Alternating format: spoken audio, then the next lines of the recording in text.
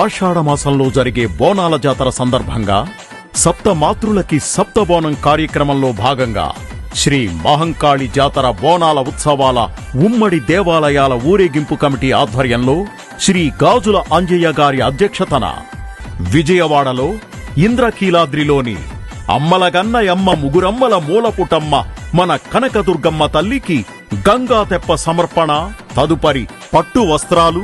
మరియు ఒడిబియ్యంతో పాటు అమ్మవారికి బంగారు పాత్రలో బోనం సమర్పించడం జరుగుతోంది.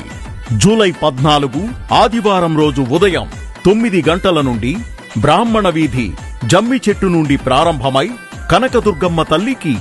భాజా భజంత్రీల మధ్య శివశక్తుల నృత్యాలు, పోతురాజుల విన్యాసాలు మరియు